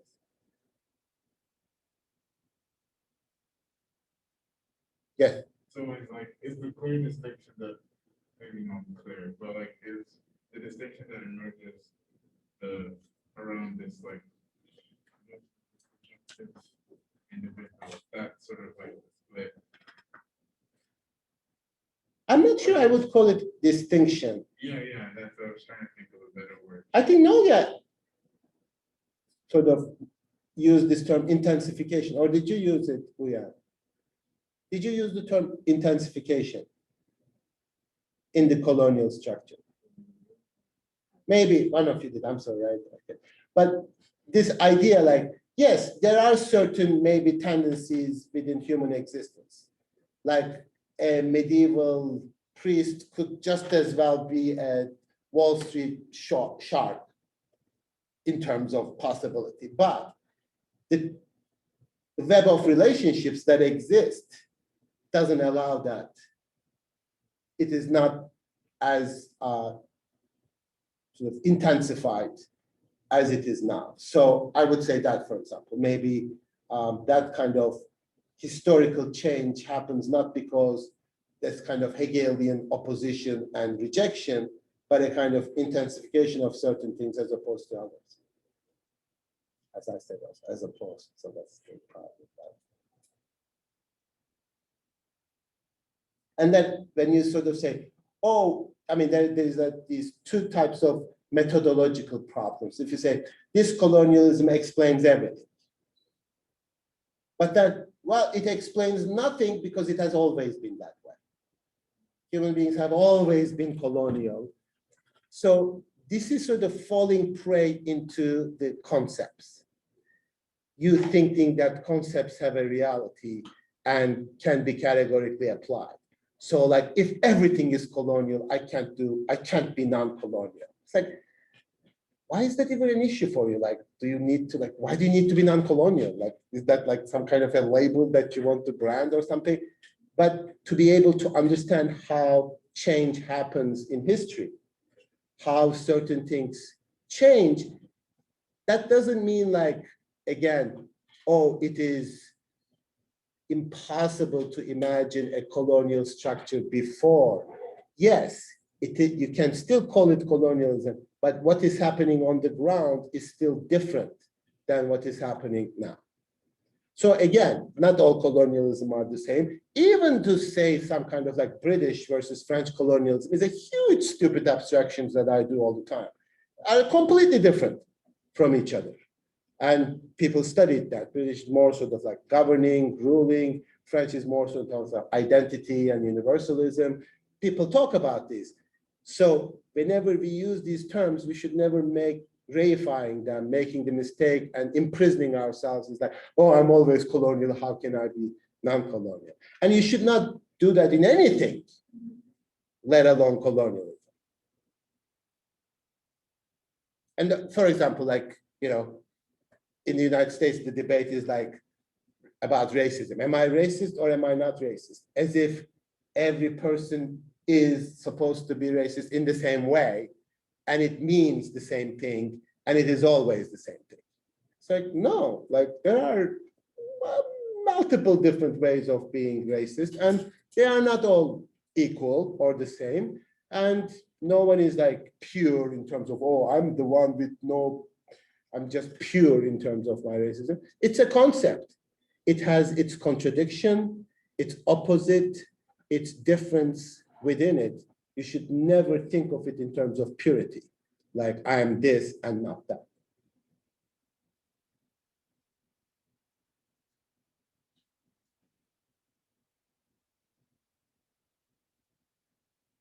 And to me, the most difficult ones are sort of allegedly biological ones. Like we think of them most purely. I mean, that's why race was kind of the problem that it caused, because it had that kind of allegedly biological basis of it. But whenever people talk about like being male and female as opposed to categories now, it's like, it never really made sense to begin with. Like there's no like pure male, as if that's some kind of purely biological determination. As to pure female, they are categories. They contradict each other. Not everybody is in the same way. And there is no true universal definition for anybody, not just categorically, but for anybody. But we insist on them, and then we sort of both politically and psychologically sort of hurt each other. So you should also be careful when you say Trump supporter too. Maybe you are secretly Trump supporter too.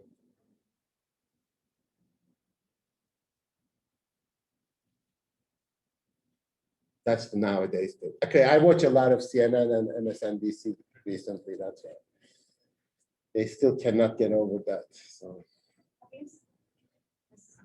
This is a little off topic, but I just watched it last night. Have you seen the new Borat film? New Borat, the second one? Yeah, No.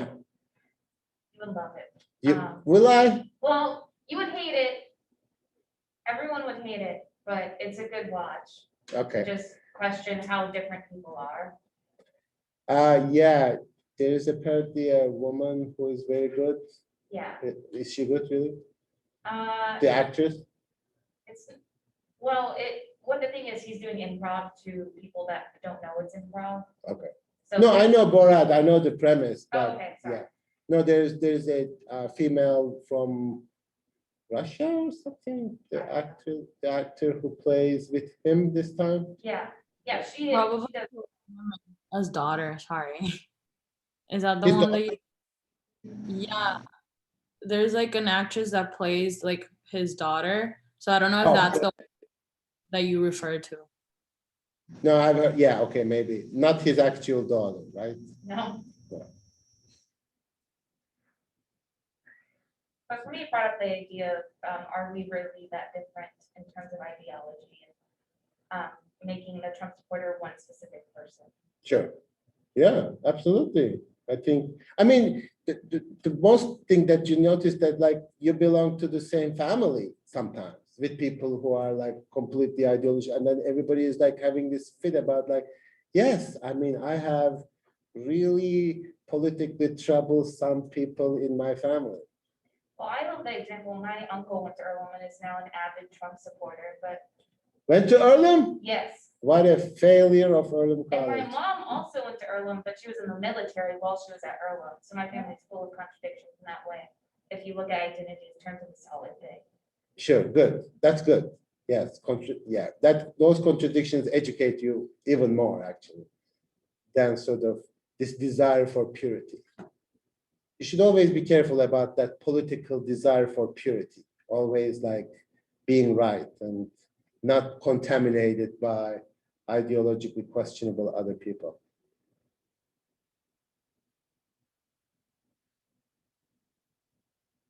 I have Yes, so like going off that sense of like purity, and then like I was like my question was based more around like translation and like not translation but like the problematic of writing and like how like is the message like translating or like the purity of like the meanings of word and like how can that translate to the person reading it while is it like still true to what the person as like the author is saying like and then how like that also plays into like the spoken language versus the written language but then like there was a lot of like things that like allude to like the like how there's words that can have multiple like meanings or like how people can like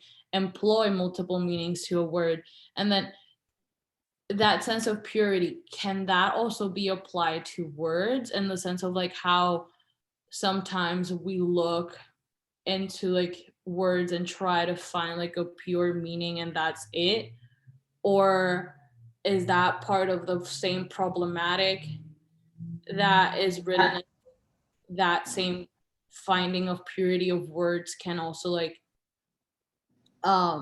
misguide people or like make people misunderstand maybe the translation. no, that's absolutely correct. Yes, I think that's a really good observation. I think he makes that point, maybe indirectly, as the language becomes more abstract. You start thinking that words should have stable, pure meanings.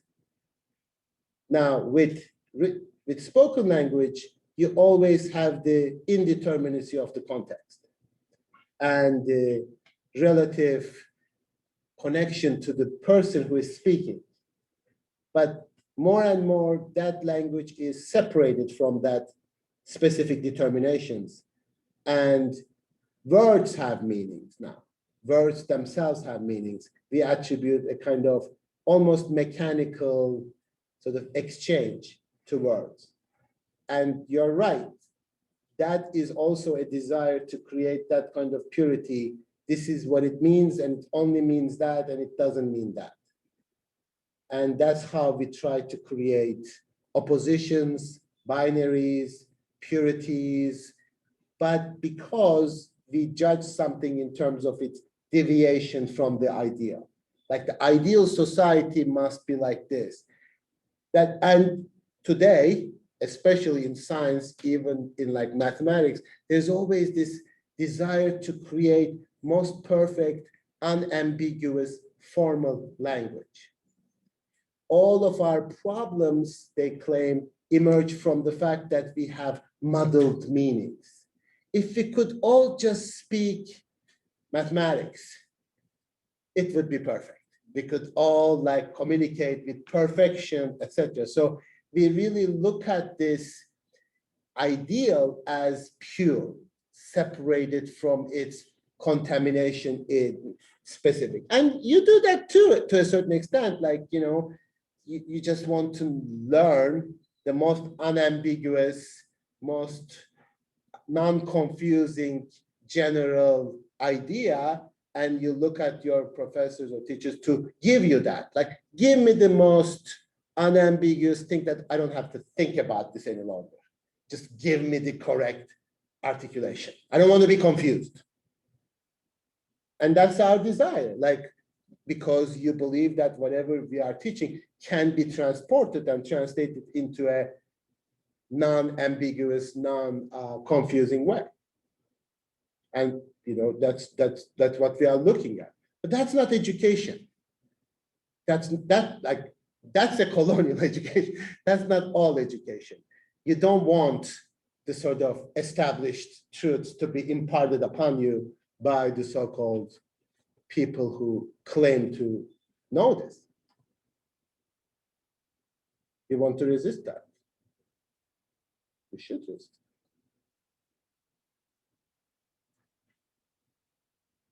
Yeah.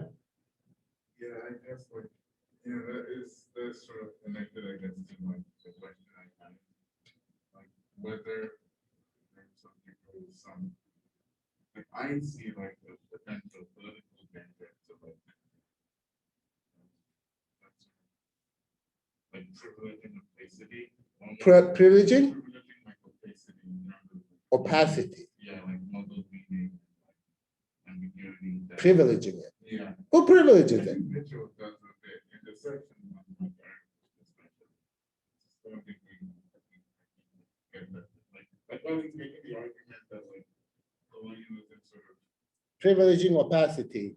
like in the sense of like how like Arabic as he like sees it anyway, like the way it text does not have this dimension of like clear, like rigid form or like and like the literary and poetic is not like, excluded from it. It's not taken as something like extra or tacked on, but like it's like constitutive language. I think he sees it that way. Why do you call it opacity? Does he call opacity? No, I just think it's like that was Okay. the term that came to me. So like the contextual elements make it more opaque? Not, yeah. Specificity makes it more opaque? He does, I don't know, that's how I read what he was describing as saying, like, no, yeah, maybe opaque was not the best word, but like, it's kind of, it's in opposition to this model of like clear, direct communication. Okay. Yeah, so I think that's part of it. So maybe opaque is not like the best word, but. It maybe not formal, yeah, informal, more sort of well, sure. I'm not sure whether he privileges that Or like non-univocal.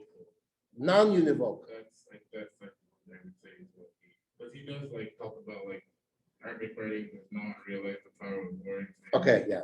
Like a unique univocal meaning, but allowing them to mix and proliferate.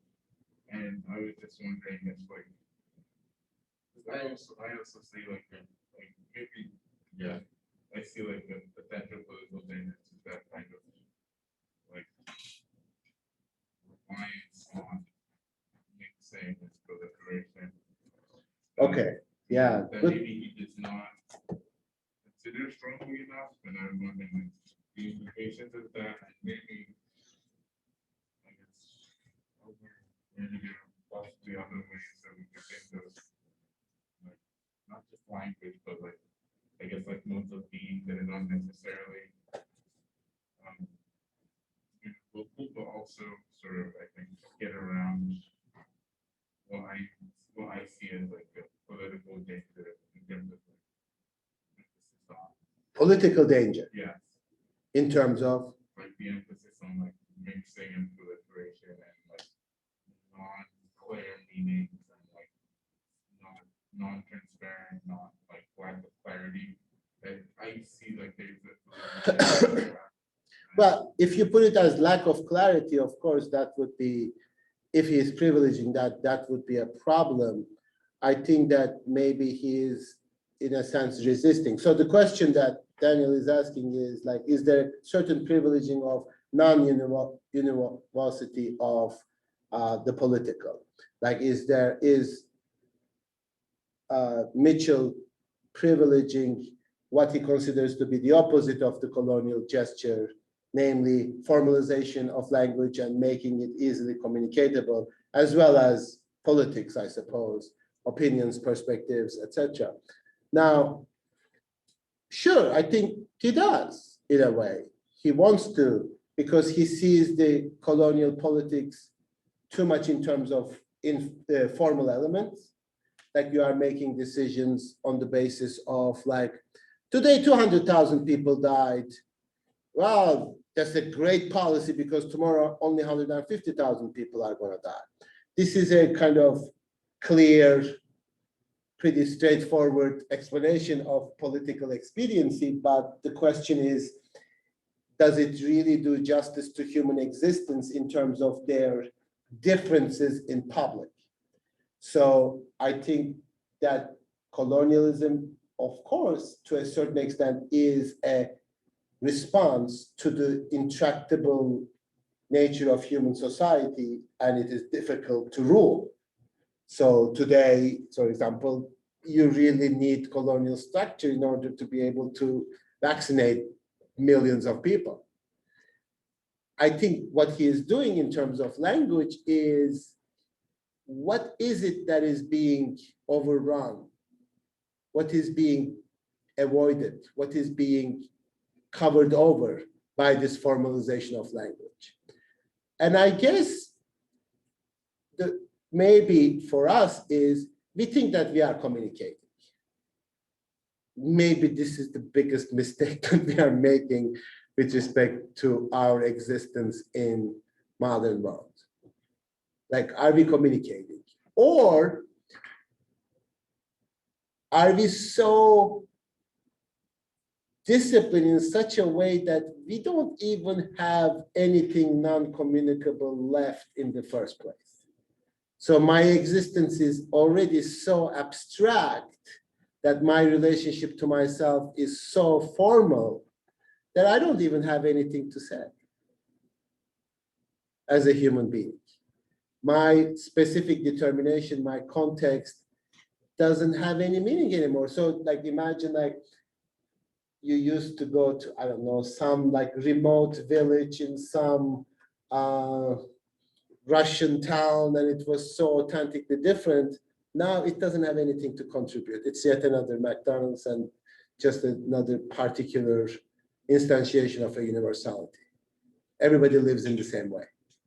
So maybe there is not even anything left for us to think about difference in such a way that, you know, if you go to Japan, if you go to Turkey, if you go to Malaysia, you are going to experience the same thing.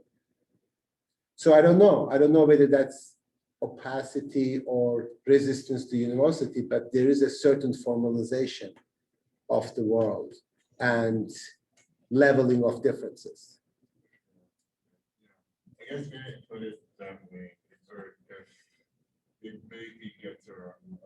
I was just thinking like in terms of like how, like, authority, like political authority, or like Mhm.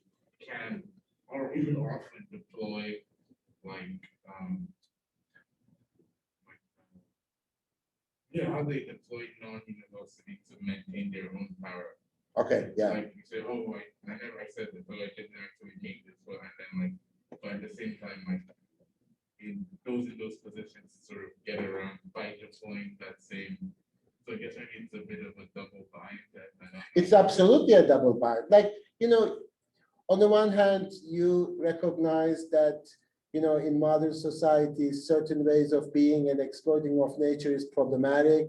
And maybe traditional societies, especially exoticized ones, had some interesting thing to contribute to this. Like people go like, oh, these people lived authentically, etc. And then you recognize the power relations within those societies. And they're like, oh, they are freaking sexist. We can't have that.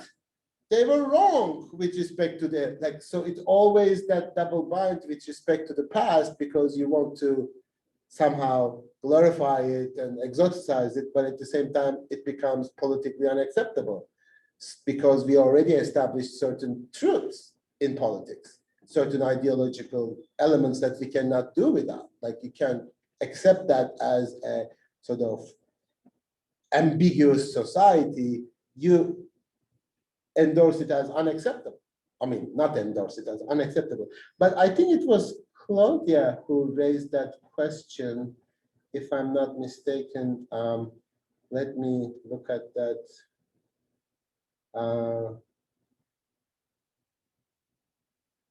In terms of how that power functions. Is that what you asked, Claudia?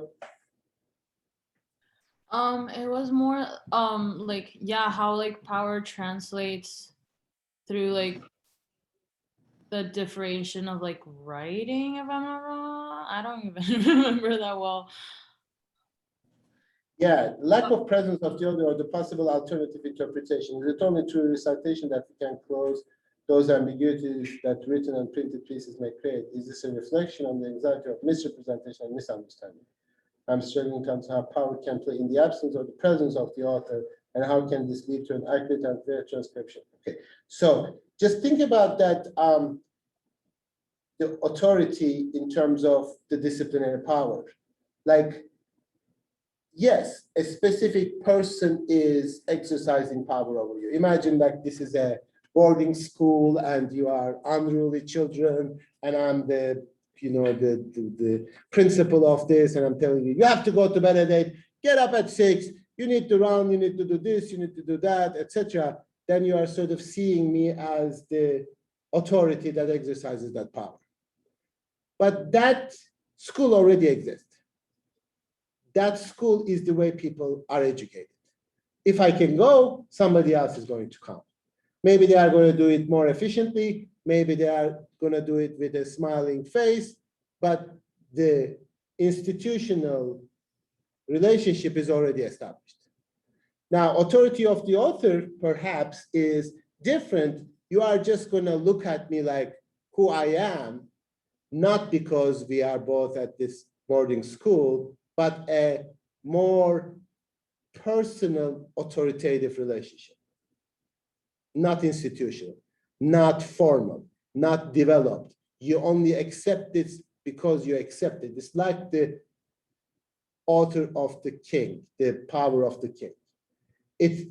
When I disappear, it disappears. It is an informal, organic power relationship, not a formal relationship. Therefore, it only depends on me, right? So imagine like how we could sort of transform our family relationship. You have one father, one mother, if you have to, whatever, like you have one parent, right? So that power is specific to that relationship. But now there is an institution of family which is legally articulated in such a way that whoever is your guardian is going to fulfill that function. So your father has a specific organic, or your mother has a specific organic power over you as a person, but they also have a legal, formal, disciplinary power as the legal guardian. That's a good distinction, for example. So I listen to my mother because she always tries to make me feel bad about myself, and I resist that. This is a specific relationship. Once she dies, okay, I'm done. As opposed to someone who is a legal guardian is always going to control my inheritance. That's a different type of power in which, regardless as to whether that person is good or bad or whoever that person is, the structure of that power is the same. They are always legal guardian. They don't shape that power. They don't transform that power.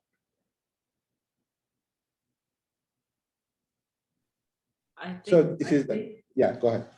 I think I'm confused. You are, okay. I'm sorry. It's okay. What are you confused about? Like so the position is the one that has power, not the person. Is that like kind of what you're saying? Like the power is constructed in terms of the position, legally or formally, rather than the specific power an individual might have over you. Okay, so the position inherently has assigned some power that the person as an individual doesn't, but the position that is given to the individual does. Well, that would be more in line with the modern conception of power. So not in terms of this informal writing, like when he talks about the Arabic and the authority of the person who is writing, etc. So you have, like, also like with respect to even teachers, like, why should you accept me as a teacher? You happen to come to Earlham, you happen to take some philosophy class and I happen to be here. This is a completely abstract relationship. You never knew who I was. You never knew what I did. You just took like, oh, okay, that's him. You know, that's in the philosophy department. There are a bunch of people that they're all more or less going to be the same. And that's much more of a formal and abstract relationship in which, like, if you don't like me, if you don't want it, like, I don't want to deal with it. As opposed to somebody being like dominant in your life and not formally, but organically exercising power over you. That nature of power is different. Now, power is always organized in modern society. Like even like it's your spouse, they have specific obligations and rights and sort of responsibilities. Your parents have. You can sue them, you can take them to court, etc. That is independently of the power that your own mother exercising over you specifically because of who they are. Because they are a particularly this kind of person and they get you and squeeze you in a way they don't even your siblings. That's a very specific determinate relationship in a way that's very different than this abstract relationship of parental guardian. And we need to think about the difference of these relationships and power structures, etc.